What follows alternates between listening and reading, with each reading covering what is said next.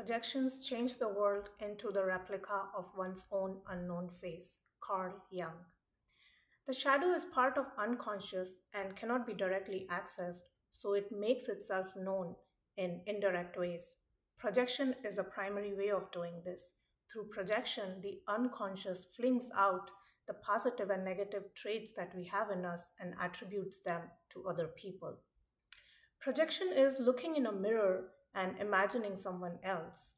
We react with revulsion when we notice the negative traits in us displayed by someone else, and with awe and admiration when someone displays our positive traits. How to know whether we are projecting or it is someone's own behavior? Notice the intensity of your reaction.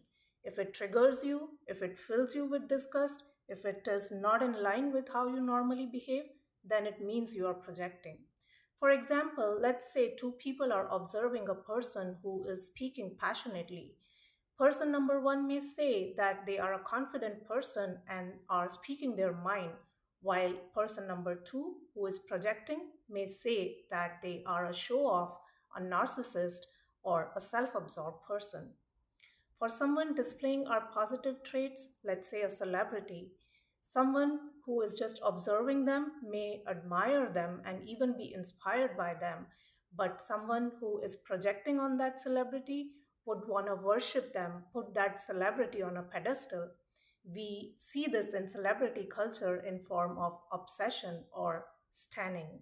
Projection can only take place via a hook. What that means is there has to be a foundation, a quality exhibited by the person on whom we are projecting so that the projection can latch itself onto that person.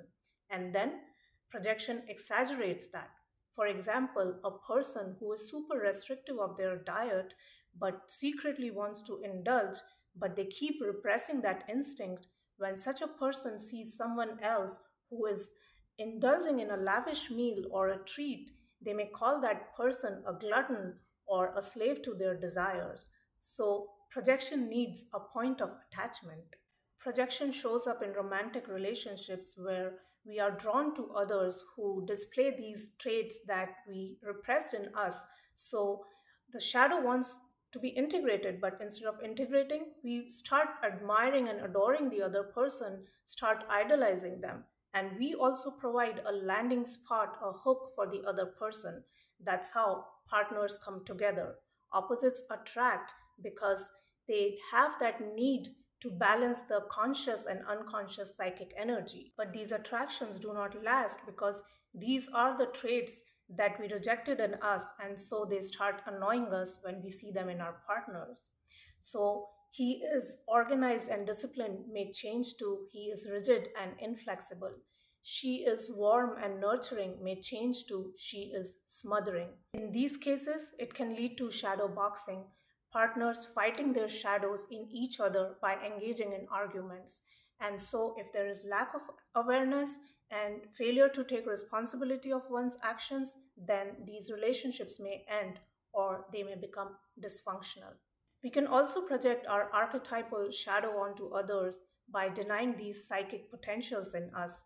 So, maybe, for example, the hero archetype can be projected when we make someone a hero with those divine attributes, or someone a villain who has these demonic tendencies, or the ruler archetype where someone is a charismatic and amazing leader or someone is a bully or a tyrant.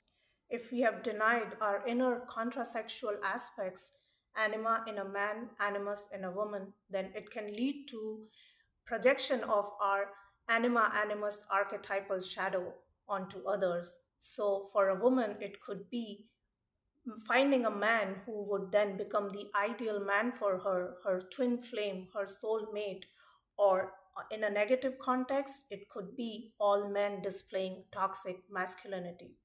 For a man, it could be finding the woman who is the perfect woman or goddess for him, or labeling all women as manipulative or clingy.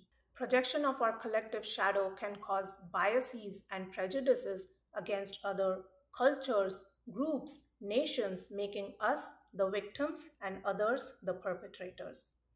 So, these are all different forms of projection that the shadow can take. Ultimately, if we use our projections constructively, then we can identify all these split parts of us and then reclaim them and reintegrate them within us. This is called withdrawal of our projections, and it is a challenging prospect and needs a lot of consciousness and discernment, but it leads to this process of individuation by which we can become whole. Jesus asks us why we look at the speck of dust in another's eye while we have this plank of wood in our own. It is something to reflect upon. Thanks for watching.